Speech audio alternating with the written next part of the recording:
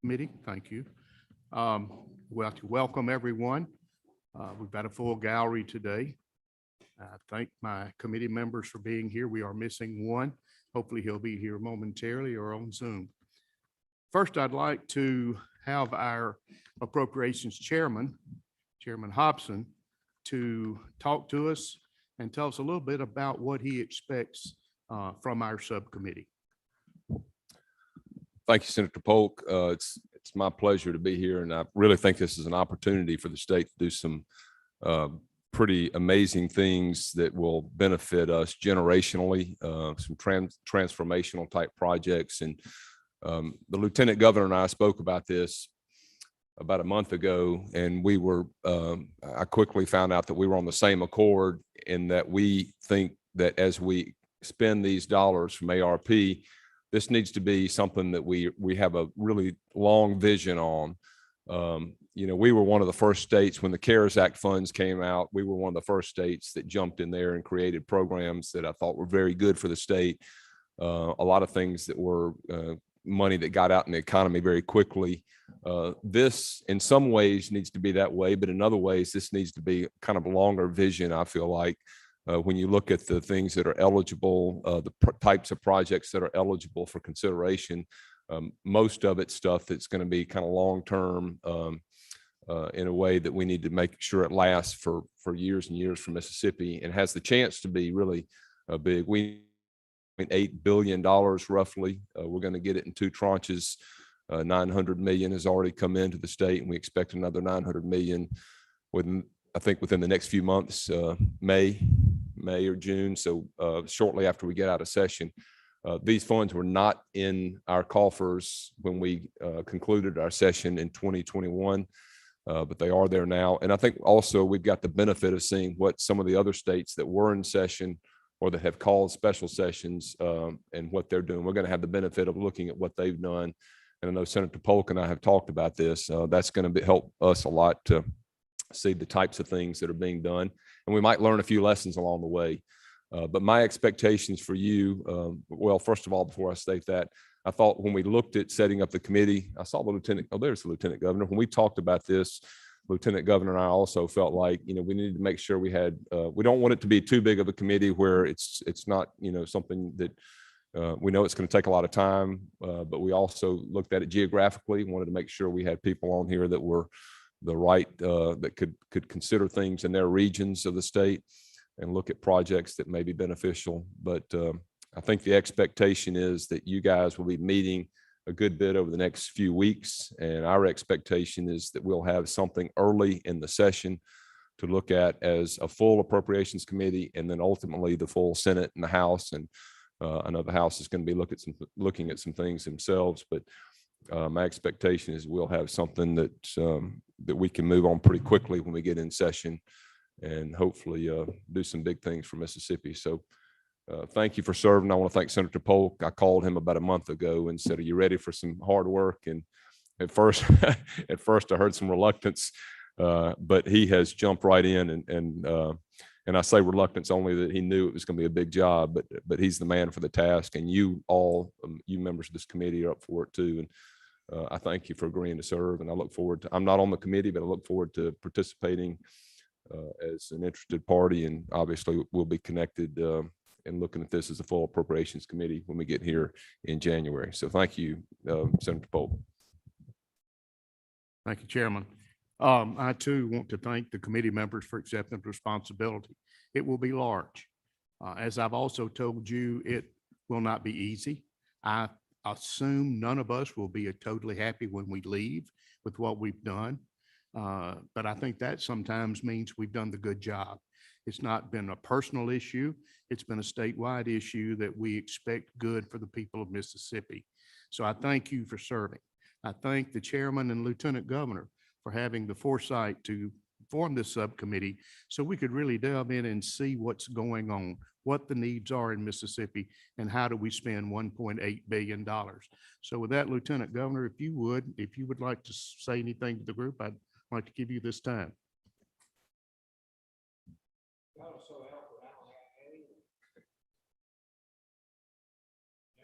really never before in the history of Mississippi have we had the opportunities that this is going to provide here. And I am so pleased to have Chairman Hobson and Senator Polk, Vice Chairman, take the time to methodically do this. It's not how fast we do this expenditure of these funds, but how well we do the expenditure of the funds. And that's what these men and women will be doing here for today and probably the next 3 to 5 years as we go through receiving money from infrastructure and other things. So real pleased to have everybody here. Real pleased to hear what people have to say outside the state, and looking forward to making really excellent decisions about the expenditure of these funds. And I would tell y'all, they're in very good hands with this group. Thank you. Thank you. If you'll look at your agenda quickly, what we've tried to do in the beginning today will be nothing but organizational and somewhat hearing what other states are doing, hearing from some of our agencies of what we can do, what we can't do. And at the end of the day, you'll see that we have our auditor, as he will be, and his office will be in charge of seeing who spent it correctly. And so we want to hear from him so we can see if there's anything we need to do in the front part to make the last part a lot easier. Our first presenter today, and I'm assuming she is ready, is with the National Council of State Legislatures, NCSL. Her name is Emily Mayer. She and her team have followed very closely what other states have done, are doing, and somewhat of will do with their ARP funds. And so I asked her to present to us today an overview of what she has seen in other states. We don't need to reinvent the wheel if the wheel somewhat has been invented. So that's where we are today. So Emily, are you there? Yes, I'm here. Thank you for being with us today. I believe she's in Denver, Colorado, and she has another presentation this afternoon. So her time is valuable, and we thank you for being here. If you would, you may start. Yeah, thank you, Chairman Polk and Chairman Hobson and other members of the committee for the opportunity to provide testimony on behalf of the National Conference of State Legislatures. Again, for the record, my name is Emily Mayer, and I am a senior policy specialist with NCSL's Fiscal Affairs program in Denver.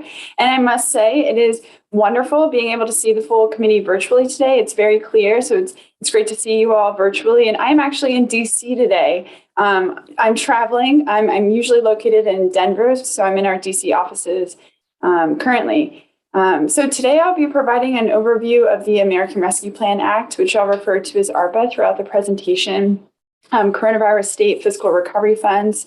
Sometimes I'll refer to them as fiscal recovery funds or the ARPA flexible funds, some of those interchangeable terms.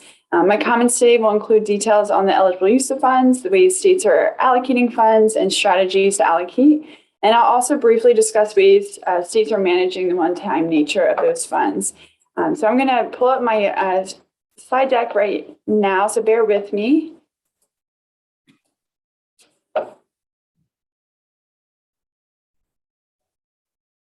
Okay, great. If there's any difficulty seeing the slides, please let me know. And 1 second here. Great. So as all of us know, the state budget landscape surely is in a much different place than we all imagined at the onset of the pandemic. After a year and a half, the federal government has authorized billions in state aid to meet immediate and long-term public health needs. The magnitude of the relief is historical. There has been 6 different federally enacted funding relief bills, the largest being the Coronavirus Aid, Relief, and Economic Security Act, or the CARES Act, and the ARPA Act, or ARPA. Both packages gave states and local governments flexible aid, and in total, the combined amount of pandemic federal relief is nearly $5.2 trillion. That's trillion. So it's quite a lot of dollars there. And just to hone in deeper on the magnitude of the federal relief, I pulled this chart from the Center for Responsible Federal Budget, comparing the Great Recession responses versus just the 4 packages of the federal pandemic packages, all of which were in the first half of 2020. I was unable to find a comparison of all of the packages, but as you can imagine, this orange bar being nearly twice in its size, and many compare just a portion of these packages to the size of the New Deal under FDR. And I have these two slides here in the beginning just to display kind of the magnitude of those funds and the historical moment that we all are in and the decision-making time that you all are in as well. The $1.9 trillion Arpa was designed to provide immediate and direct relief to address the economic and health fallout from the pandemic. This slide reviews the major funding buckets. The economic impact payments were the largest appropriation in the bill, followed by state and local aid. And that $362 billion breaks down to the $350 billion state and local fiscal recovery fund program, the $10 billion capital projects funds, and $2 billion local assistance and tribal consistency fund. And our focus today, of course, is on that state portion of the fiscal recovery funds. So both flexible funding packages are paramount to state and local recovery, and I bring in the CRF on the next two slides to compare the size and design of the programs. And I won't really go too much into the CRF, just as a comparison note here. We're here, of course, to talk about that $350 billion to state, local, and tribal governments through the coronavirus state and local fiscal recovery funds. States are set to receive $195.3 billion, while local governments will receive $130.2 billion. The fiscal recovery funds under ARPA are nearly 2.5 times as much as the CRF. The formula for the ARPA funds is based on a minimum allocation plus unemployment rates. The CRF was based on population. States receive funds in either that full or two tranche disbursement, which we'll flesh out more here soon. States have a longer time to expend the funds under ARPA. Initially, before the deadline was extended for the CRF needed to get out the door and expended in 8 months, whereas the deadline to obligate fiscal recovery funds is 2024 and to expend by the end of 2026. And generally, the longer expenditure period, and you all kind of discussed this here in the beginning, allows governments to kind of take a breath, create priorities, and administer the funds appropriately and effectively. And I'll talk about some of those planning aspects that we're seeing in a few states in a couple slides here. So broadly, the four large buckets of allowable uses under the fiscal recovery funds are utilizing the funds to address the emergency and economic effects of the pandemic, towards premium pay to essential employees or grants to their employers, government services affected by revenue reduction resulting from COVID-19, and water, sewer, and broadband infrastructure. Ineligible uses includes funding towards pensions, tax cuts to offset revenue, and depositing funds into rainy day accounts. The funds are generally more flexible than the CARES Act coronavirus relief funds, with the addition of some specific sort of infrastructure projects around that water, sewer, and broadband infrastructure project expansion and revenue loss. An interim final rule was issued in May, but we're waiting on that final rule here, hopefully to drop any minute, which is definitely playing a factor in the way that some states are making their decisions and their decision-making process. But all actions under the interim final rule will remain binding and effective. And according to Treasury, this means that recipients can and should rely on the interim final rule to determine whether uses of funds are eligible under this program. NCSL is relaying concerns and questions on the guidance to Treasury, and we've been working pretty closely with them throughout the process to communicate our members' needs to them. And here is a full breakdown of the program. States are receiving the largest disbursement. Another significant aspect of the fiscal recovery funds is the greater threshold of population size for prime recipients. According to the National League of Cities, about 30% of local governments did not receive federal funds under the CRF because the threshold was capped at cities and counties with populations of 500,000 or more. More local governments are receiving funding either directly through the state or through as a pass-through entity. And as a result, in comparison to the CRF, we're seeing less state funds devoted to local governments as they have their own sort of set of funding to their discretion. And to target unemployment rates reaching their highest levels in over 70 years and persistently high levels in 2021, the Fiscal Recovery Fund formula integrated unemployment data. As noted in the previous slide, ARPA requires $25.5 billion distributed equally to states in the District of Columbia and $169 billion distributed based on unemployment rates. States that experienced a net increase in unemployment rates of more than 2 percentage points above February 2020 rates were eligible to receive the full disbursement in their first tranche. Treasury refers to the latest available monthly data from the Bureau of Labor Statistics as of the date the certification is provided to make that determination. The interim final rule notes the split payment approach is designed to help encourage recipients to adapt as necessary to any sort of new developments that could arise over the year, including potential changes to the nature of the public health emergency and its negative economic impacts. 19 states in the District of Columbia received their full disbursement, while 31 states received half of their eligible funds, and in 2022 will receive the remaining amount.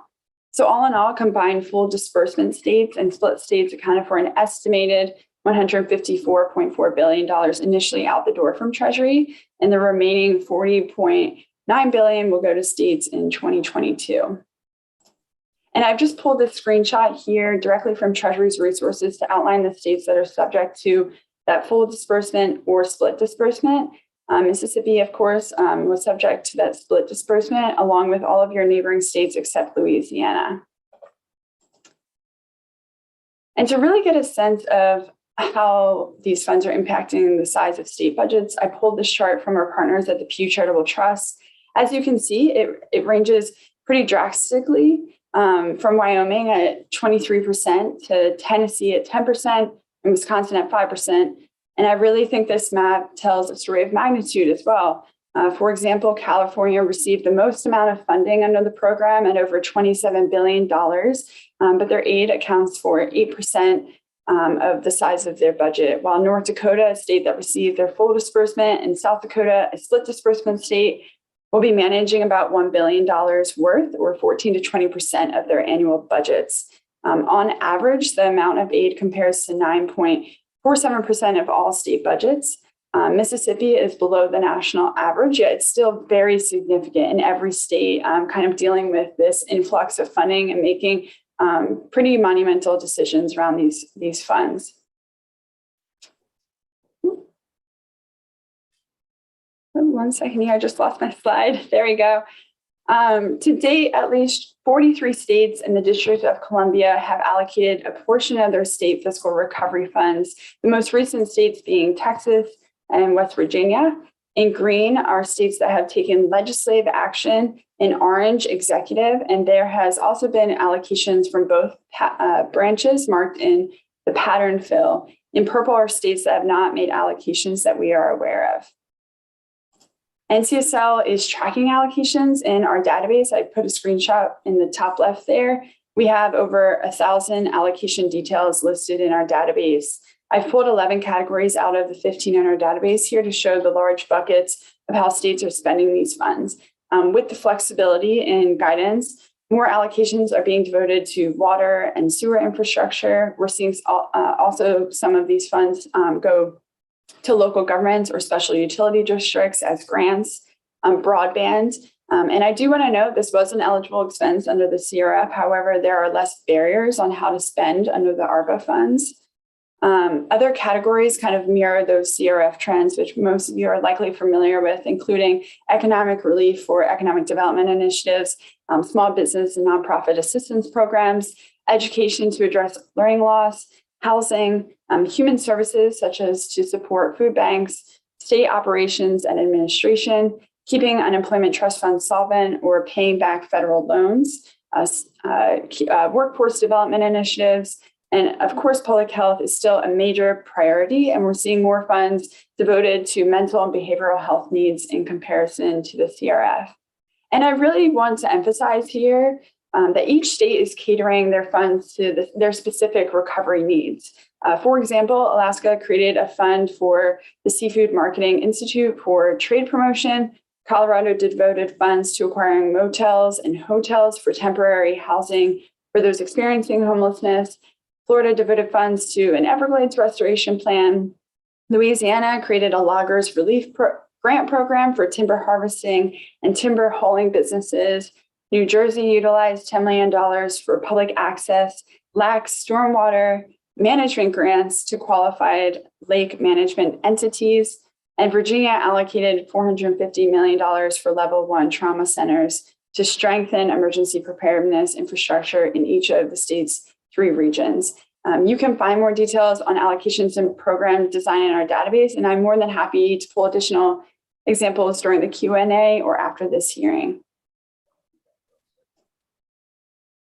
And of the 43 states in the categories outlined previously, here's a breakdown of the number of states allocating funds in each category.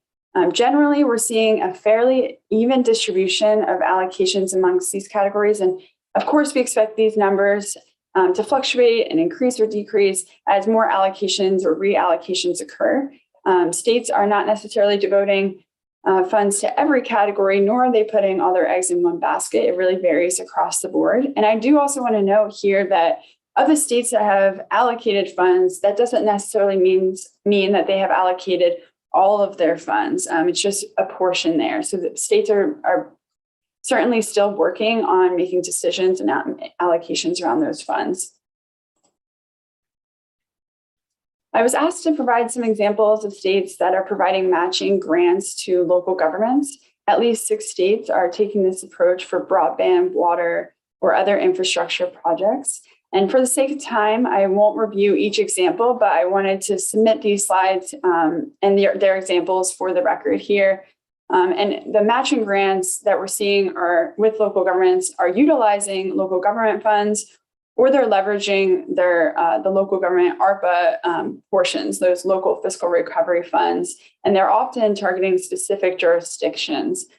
Because there are an influx of funds at both levels of government, these examples are really notable in the sense of cross-cutting funding and coordinating larger projects together. And we're kind of hearing this anecdotally from states that they're trying to figure out a way to work with their local governments to really take advantage of these larger infrastructure projects. We have seen and are expecting legislative allocations to happen largely under 4 phases as a result of legislative procedures, spending authority deliberations, the timing of Treasury's guidance, and the amount of disbursement each state has received, whether it's at lump sum or split sum. There were a few states that made allocations prior to the interim rule in mid-May, such as Florida and Washington, either in budget bills or standalone supplemental appropriations bills. Most states, though, waited until the guidance was released to act, and this is kind of a lesson learned from the CRF. So most states kind of held off until that interim rule was released in May. Many states at that point had adjourned, or their legislative procedures were beyond making appropriations with these funds, while several other states took action as their fiscal year wrapped up. States also took action in special sessions throughout the summer and the fall, including Virginia and Texas. And we expect states like Mississippi that have not acted on these funds to do so in their 2022 legislative session. And I use this slide as a point of emphasis to say the allocation process is not a one-size-fits-all timeline. We get comments often, why aren't states, getting these funds out the door immediately? Because of that longer time to expend. Again, states have additional time to really take some thought and know of where these funds could make the most significant difference in their states. So as with the CRF, there are various approaches to creating, setting, and implementing priorities over the funds. Here are several examples ranging from frameworks, creating cash funds, bipartisan committees or task forces steered by the governor, and establishing criteria around allocations. For example, Utah scored proposals based on criteria and divided the funding into 8 buckets, whereas Massachusetts is rolling out the funds in a 3-phased recovery plan. Generally, because of the longer period to obligate, states are coalescing groups of legislators like this subcommittee to address the funds, and in some cases, collaborating again with the governor or other stakeholders to make decisions. And lastly, lessons learned from federal funding during the Great Recession have kept the fiscal cliff at the forefront of lawmakers' minds. The tension between reoccurring and non-reoccurring expenses is not new for states, though the magnitude of these funds exemplifies the significance of thinking critically about managing one-time expenditures. Some states have separate budget accounts or denote projects separately in their system as reoccurring versus non-reoccurring. We've also heard of some states coordinating with local governments and even school districts to manage the fiscal recovery funds or other pots within ARPA. States are implementing and have kind of done so in the last decade, multi-year budgeting practices, leveraging these funds for big picture goals. Of course, tied to that guidance, having flexibility with investment strategies, utilizing public-private partnerships, adjusting for the unique nature of this influx, being from revenue surpluses and projected surpluses, plus additional federal funds, and really thinking beyond ARPA will help states avoid that cliff in the long term. Ultimately, as you all noted in the beginning, this is an unprecedented amount of relief with an opportunity for strategic investments. And states are really rising to the occasion to make thoughtful decisions so their communities can have a strong recovery past the pandemic's public health and economic shocks. I want to thank you so much for the opportunity to present this information to the committee, and I'm more than happy to answer any questions that you have. And hopefully I can give you those answers right now or follow up with you after the hearing. Okay, thank you, Emily. That gives us a good overview of where we are and what other states have done and some best practices. Do I have any questions from committee members? Or even the chairman if he says he's not a member of the committee? Okay. Senator Parks. Thank you, Chairman. You mentioned something about mental health, that some of the states had spent monies on those activities. Can you be a little more specific in what those might have been? Yeah, absolutely. So we're seeing some funds being devoted to mental and behavioral health community centers or the Department of Health and Human Services to expand on existing mental health programs. What was kind of interesting in comparison to the CRF, where the CRF was very pandemic health, public health focused. We're kind of seeing that shift in states where I believe there's about 5 or 6 that are devoting funds to mental, behavioral, or even violence prevention activities. And I'm more than happy to follow up with more explicit details about those funds. We try and do our best in the database to provide as many details about how the program is designed. It really depends on how much information that the state provides within their legislation or executive orders. And I'm more than happy to follow up with a list of those states that are addressing mental and behavioral health needs. Any other questions? Okay. Senator Michelle.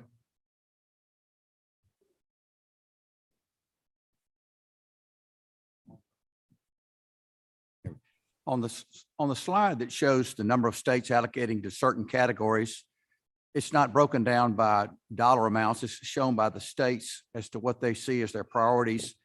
And I noticed broadband is 18 and education is 20. But what about other categories of water, sewer, items like that, infrastructure? Can you break down the bulk of where the money is being spent of what you've seen so far? Sure. We haven't broken it down into the amount of allocations per state, and we're a little cautious to do so because of reallocations that may occur, and they're not necessarily expenditures. But the water and sewer categories, kind of the subcategories within that, really vary based on the state projects. But there's a lot being devoted to kind of stormwater management. And it's kind of interesting regionally. We're seeing that a lot in the Northeast, stormwater management, and kind of in the West, more of water quality management.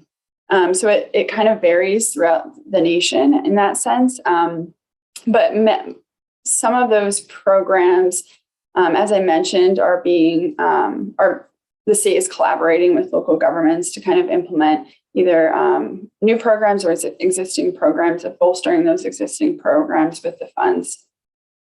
And I hope that's helpful. And I'm happy to follow up with more explicit details. Our database has quite a lot of data in it, but those really minute details we have there, I'm not able to kind of trace it back at the top of my head, but I'm more than happy to follow up with additional details afterwards.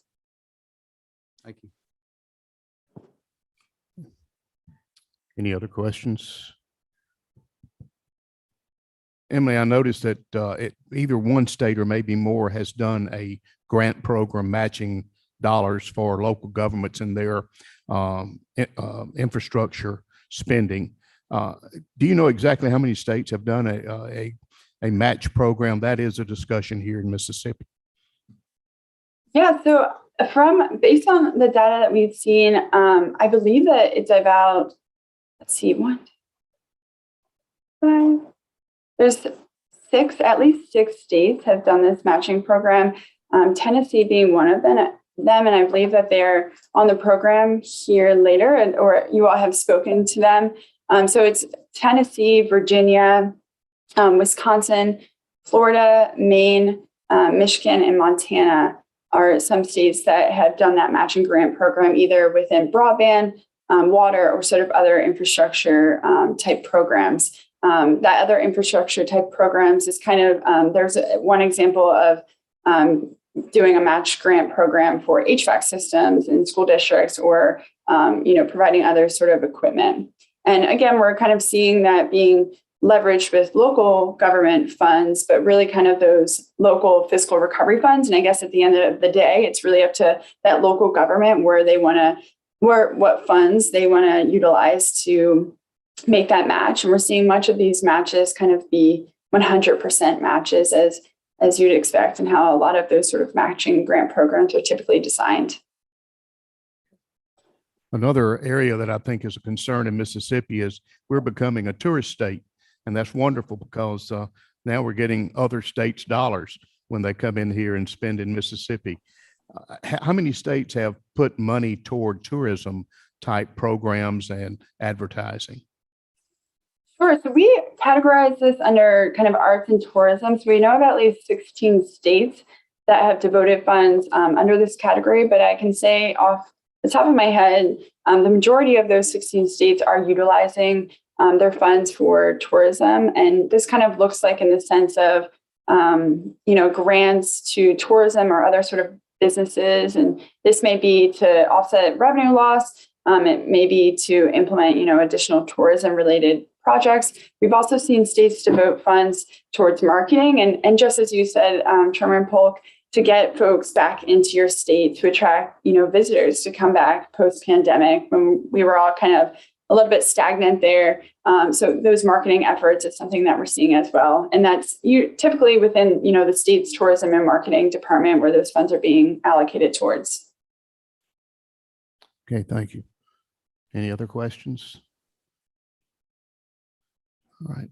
Emily, thank you so much for participating with us today.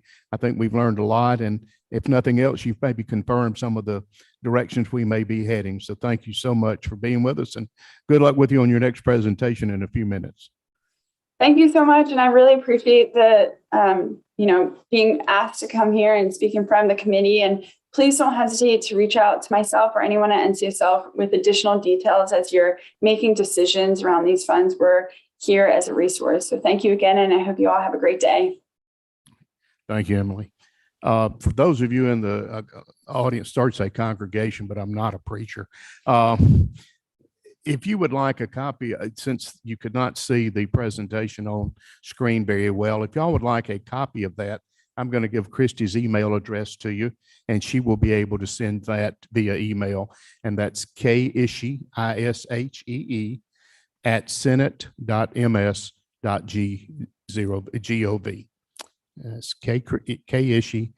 Senate.ms.gov. And she'll be glad to send you a copy of that PowerPoint. All right, next on the agenda is our Legislative Budget Office, and they're going to tell us where we can spend the money, best they can tell, how much we've gotten, how much we've already gotten. So I'd like to introduce to you Tony Greer, who is our Executive Director. Thank you for being here today, Tony. Mr. Chairman, thank you. I would like to say that the Budget Office has been using NCSL and Emily as a resource. I know that Ava Bliss, our revenue analyst, has met personally with her and gotten some good information. But also Leanne Robinson is in regular contact with her. So we use them as a resource and for the work that we're doing here at the Budget Office. I want to reiterate what Chairman Hobson has also said. I've been in various meetings with the Lieutenant Governor where he has said that he does want this to be generational change. This is a tremendous amount of money for the legislature to be able to appropriate and use. And I will say that the total impact to the state, and Leanne will go over these numbers, is $10 billion. It's not just the $1.8 billion that we're going to have the opportunity to appropriate. So we've gotten money in the various cities, the counties, various state agencies, and the $1.8 billion that's coming directly to the state in two tranches of $900 million. $900 million. That's such a big number. I wanted to say 90 million, but $900 million for that. Just last week, the Budget Office presented their initial budget proposal for FY23 to the Joint Legislative Budget Committee. In that, we put $1.8 billion as unappropriated reserves. I think you see when the budget comes out that there'll be a significant amount of one-time money, like Emily alluded to, that the legislature will have the opportunity to spend. Now, how do we do that? We have our ear to the ground. We're listening to the legislature. I know out of this body, a lot of ideas are coming out is how do we accomplish that mission? Do we drop money into individual silos, into these agencies, ask them to spend it in according to the Arpa Act? Do we create a portal for all the projects to come in? Senator Polk, you asked a question about matching with various cities and counties and local, but you have to have some way to monitor those projects and have an audit trail for those things as they come into the state. So that's an idea. And again, do we match city and county money, to leverage the projects? And I'm sure that the legislature will probably do some combination of all the above as we go forward.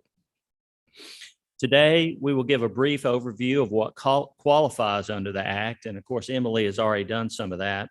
And Leanne will give a rundown of all the monies being allocated to the state, the $10 billion that I just talked about. She'll break all that down for you and you'll be able to see where that is. Then Ava Bliss, our revenue analyst, will discuss the lost revenue calculation. Now, lost revenue, as you're aware, under the guidelines, will qualify just like general funds. So it'll be able to be used for legislative priorities as the legislature sees fit. So she'll give you a brief update on where we are with that. Now, these are the eligible expenses. Of course, Emily went over those. I won't reiterate those, but the largest opportunity appears to be in water, sewer, in infrastructure projects, water, sewer, broadband. One thing that I do want to point out, you pointed out this in your introductory comments, is that we will need to have a strong audit trail to satisfy the Treasury guidelines so that at the end of all of this, we're not having to repay some money or pay some fines or penalties, back to the federal government. So at this time, Leanne will go through in more detail what the eligible expenses are.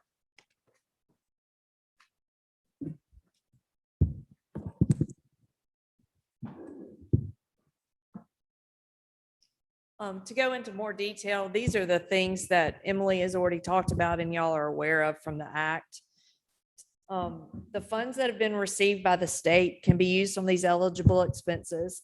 A few of these that the legislature could appropriate dollars for are listed. These funds, again, must be obligated by December of 2024 and spent by 2026.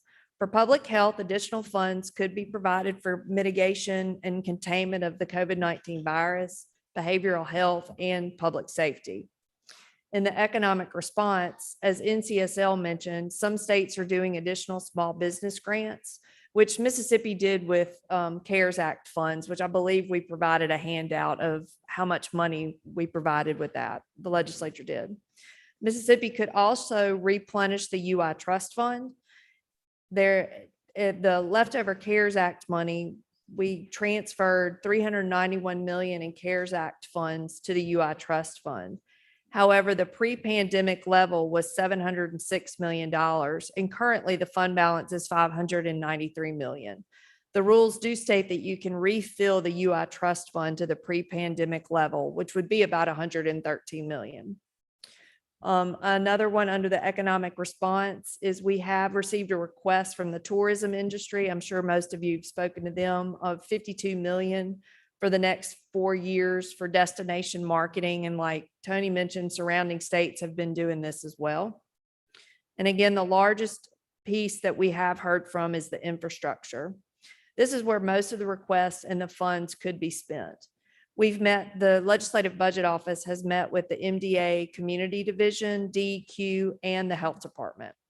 The interim rule outlines the two programs that waters and sewer funds should be modeled on. The Surface Water State Revolving Fund at DEQ, which is for wastewater, stormwater, and other programs, and the Clean Water Drinking Fund at the Health Department. Currently, DEQ has over $470 million in outstanding loans for this program and over $1.2 billion in priority and planning lists in the state of Mississippi. There are 4 cities that are currently under an EPA consent decree, and there's 23 orders that the Department of Environmental Quality has with wastewater projects around the state. At the Health Department, with drinking water, there's currently an outstanding loan of $113 million, and their planning and priority list is for around $132 million. However, according to the Drinking Water Infrastructure and Needs Survey Assessment, which is done every 4 to 5 years, and they're actually in the process of updating this, there are over $4.8 billion in recognized projects in the state of Mississippi. In addition to these requests, we've also met with DFA Bureau of Buildings for public health and infrastructure projects that could benefit the state facilities. Currently, their projects are listed at $500 million. This includes IHL, community colleges, and state buildings such as mental health facilities and health department facilities.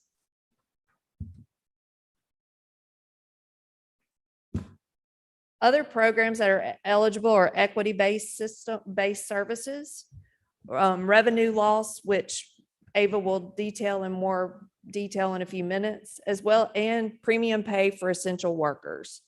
The legislature could provide a bonus to essential workers that have worked throughout the pandemic. For example, this could be for both public and private sector nurses, law enforcement personnel, or other personnel you all deemed essential.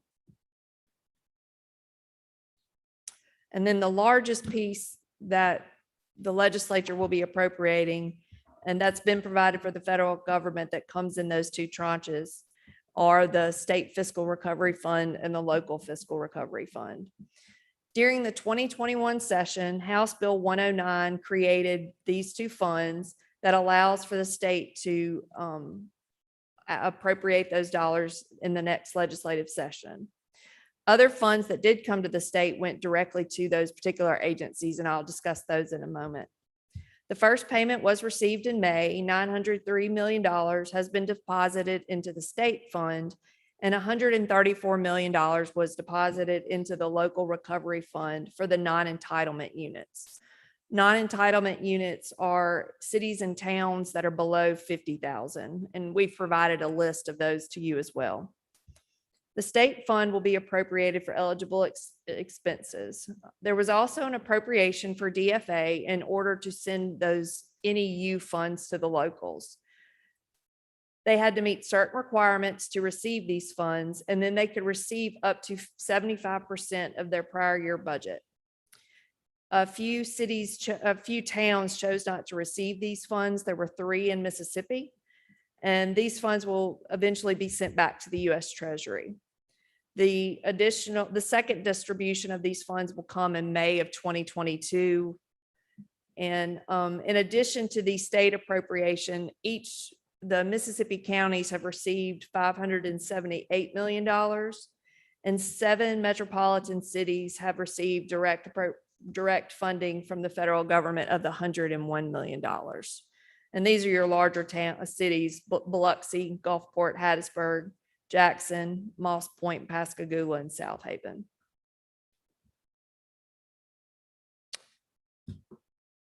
So as I was saying, other state agencies have also received additional funds. These have been able to come to their agencies, and they are escalating their budgets in order to expend these funds. We're currently in contact with most of these agencies to get some detail on what their plans are, what they're going to do with these funds. So I can speak to some of them, but maybe not all of them. The Department of Human Services, the USDA, that is both for WIC vouchers and SNAP vouchers, which are at the Health Department and Human Services. MDA has received $4.2 million in state tourism grants and planning grants. And then the largest, as you'll see, is the Department of Education, which is the U.S. Department of Education. $2.2 billion has been received. Of this, $1.6 million was for K-12 that went to the Department of Education. This is called the Elementary and Secondary School Emergency Relief Funds, and they are allocated based on the proportion that each state received from Title I of the Elementary and Secondary Act in the most recent fiscal year. Funds may be used for pre-award costs dating back to March 13th, when the national emergency occurred. These funds are available for obligation by the state and subrecipients through September 30th of 2024. Each state must use no less than 90% of this allocation to make subgrants to these local education agencies or our school districts. Currently, none of these funds have been expended yet by MDE. Their priorities do include learning loss, enrichment programs, school nurses, telehealth, and mental health services. I do want to point out this is a reimbursement-based program. Funds are not sent directly to the school district, but must be spent and then reimbursed by the Department of Education. For community colleges and universities, these were called the Higher Education Emergency Relief Funds. So student aid was to make up at least half of the institution's allocations in order to provide emergency financial aid grants to the students. The remainder could be used for institutional purposes. The institutional grant funds for public and private nonprofit institutions, if they are not used entirely for emergency financial grants to the students, a portion must be used for evidence-based practices to monitor and suppress coronavirus with public health guidelines, as well as to conduct direct outreach to financial aid. The largest allocation under the community colleges was around $80 million to Hines Community College, and they've been using these funds for direct aid to students and to technology grades. And like I mentioned, we've been collecting this information. We've got to get it cleaned up and get it to the committee. Funds for the universities fall into those same categories for student expenditures and campus funding. The bottom two, the ACF, stands for Child and Family. This is $604 million that is provided for childcare stabilization, family violence prevention, and other programs through the Department of Human Services. And the community living program is for examples include home delivered meals, congregate care is at the Department of Human Services. In total, over this $10 billion has been provided to the state. These direct allocations to the agencies must follow the guidelines under the American Rescue Plan. I do know a few of these I can speak to today. The Department of Mental Health, you had asked Senator Parks about, they have received about $27 million that they actually use for community-based services at the community mental health centers. And then I've also spoken to the Arts Commission and Humanities Council. The Humanities Council actually provided grant funds to museums due to the lost revenue in order to keep museums open during the pandemic. Some additional, the last amount of grant funds I'll discuss are some additional funds that went to employment security for unemployment insurance extension, as well as fraud prevention. And then at the Department of Transportation, there were some different programs regarding buses, enhanced mobility, and airport rescue grants. The other largest amount is what came from the U.S. Treasury, which was $3.2 billion. Included in this, as some of you are aware of, is the capital projects. This is $162 million. This is a grant application and plan that must be submitted to the federal government by December of this year.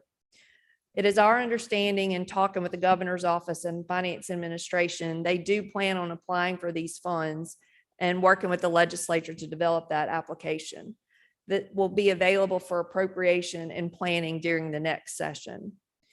In most other states, these capital projects have been spent on broadband and may be the best use of these funds with the other infrastructure for water and sewer.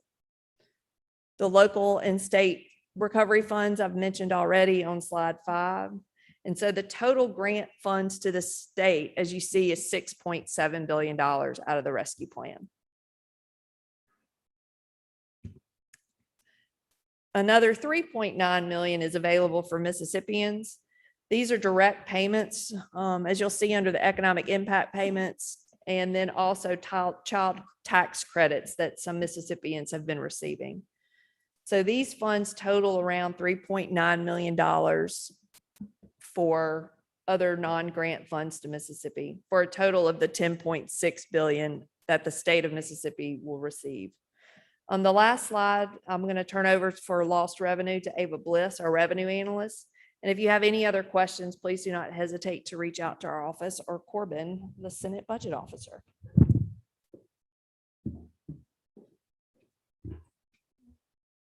Good morning. The Budget Office prepared a preliminary calculation of lost revenue for internal discussion during the summer. However, since the time we prepared the calculation, the Treasury guidelines have changed. DFA did use our calculation to submit an amount of $250 million to the U.S. Treasury, but we expect that number to change significantly with the updated guidelines.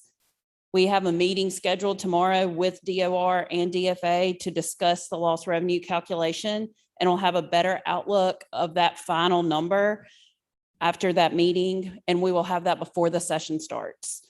Ultimately, DFA will file the calculation with Treasury, but the Budget Office will support DOR and DFA with this calculation. And we will let the committee know what that amount will be to submit it to Treasury when we have it available. And as Tony mentioned, this money will be considered general fund money used for legislative priorities. Does the committee have any questions for the Budget Office?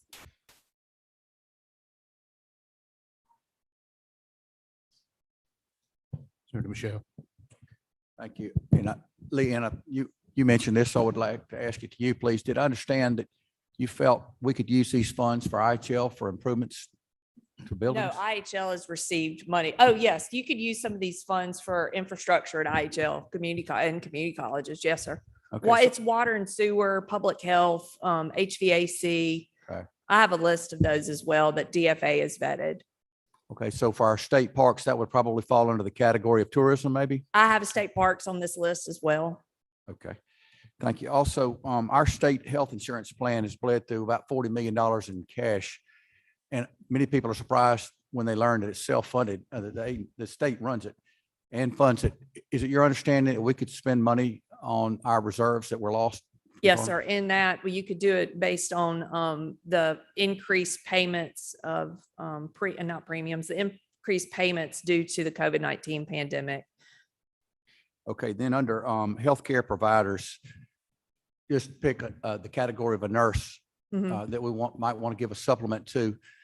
Is it your understanding, obviously, if we gave a large check to a nurse to supplement his or her work that was done during the needy times, that would not prevent that person from packing up and still doing a travel nurse program somewhere else? Is it your understanding, maybe we could set up an annuity where we could pay them over a period of time, 3 to Oh, 5 I'll have years to to check keep, on that. to try to Yeah. keep them here? I can check on that. I haven't heard that. So I'll check on that. If it's within the 6-year period, I would think, 6 but years. yeah. And do you see any limits on the amount of supplements, or have you seen? any- There what is other a states- limit on the supplement amount, and I just do not know them off the top of my head. It's like 100 or 150% of their. It's over their hourly rate. I'll get you that. It's in the rule. Okay, and since you mentioned private sector as well as our state employees under that heading, how would we know what compensation they've been receiving? Like some of the private sector workers may have gotten supplements that we're not aware of. How would we? be You able would have to cat- do it almost like through an application process. If you, for example, set it up at the health department as a grant program, and then they would have to send their information in, and it have to be vetted before the private sector could receive those funds, Thank just you. in order to stay with the interim rule. Thank you. Mhm. Other questions? Senator Hobson? Thank you, Mr. Chairman. I didn't intend on asking you, but it's just some information, Leanne, that I think would be important for the committee. One is if you could get the committee members a list of the funds that may have come through ESSER. Certainly the CARES Act would be easy too, but ESSER, and as you look at the infrastructure bill that's coming out, make sure the committee members get a list of all the things that can overlap between the two, because I think of broadband particularly, that they, we've got, I know all of these things qualify for broadband. I mean, I think CARES Act, this, ESSER, and infrastructure all have broadband components to them. So I think it's important for them as they start formulating their opinions to have what monies have already been spent. Obviously, they can't, infrastructure is going to come later, but I know that's going to be a part of it. I think the second thing that I would like for them to see, or all of us to see, is in relation to the water and sewer. I think you mentioned the $4.8 billion on projects that are out and around the state. What portion of those funds, what portion of those projects have been funded through the city county NEU pot, if any? And I think that's something that Lieutenant Governor has spoken to me about, maybe others too, is the ideas of how we can match to help put projects together. I mean, that's a great way to look at doing some of these big projects. You may not have enough money to do it in one pot, but if you put two pots together, obviously they'd want to look at that.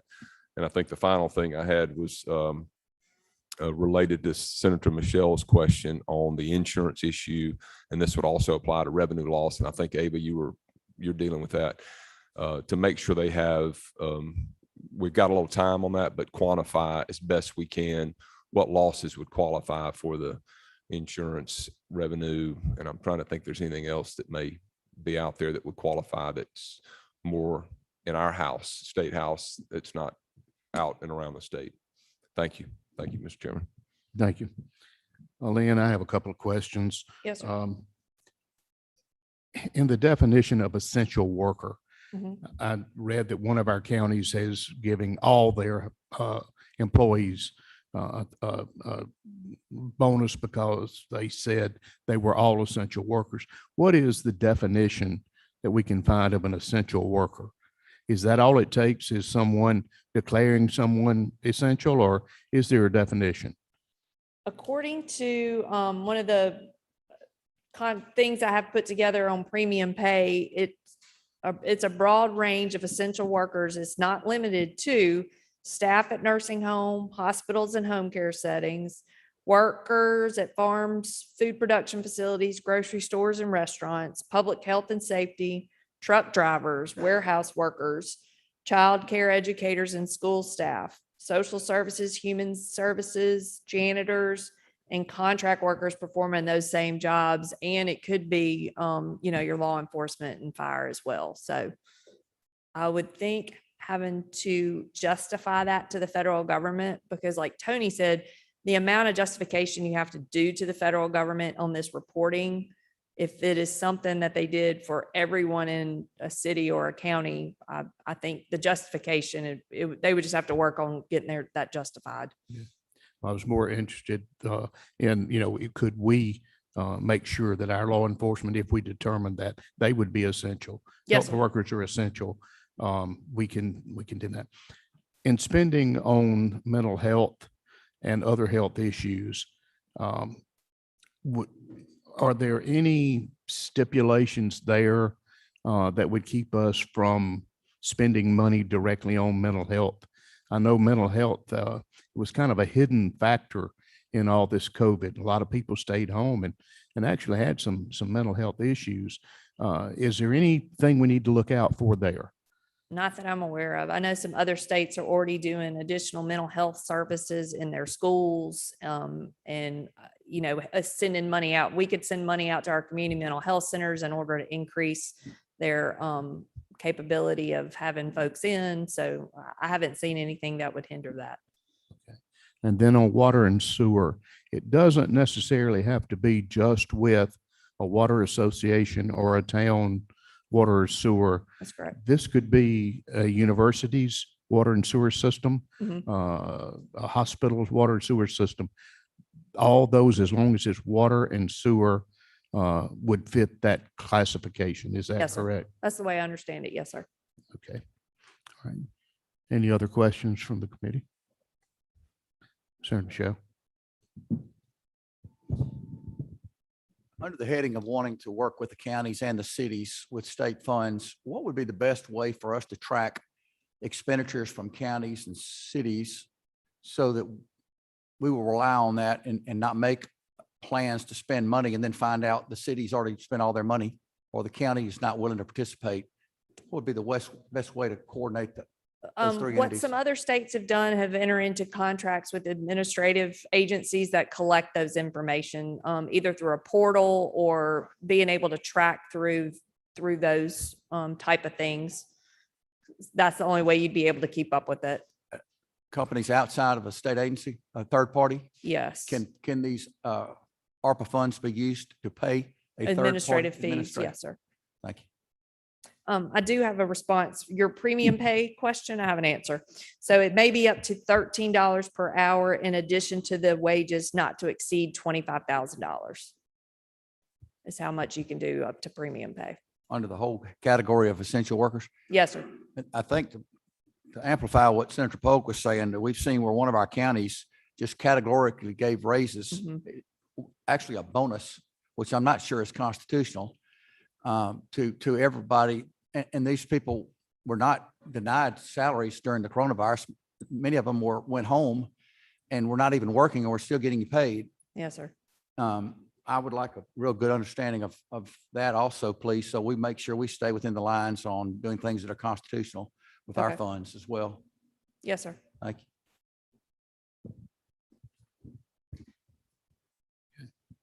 Anyone else? All right. Thank you. Thank you. Thank you very much. We're running quite early, which is unusual for a committee hearing. So I guess y'all just need to brag on the chairman. I don't know.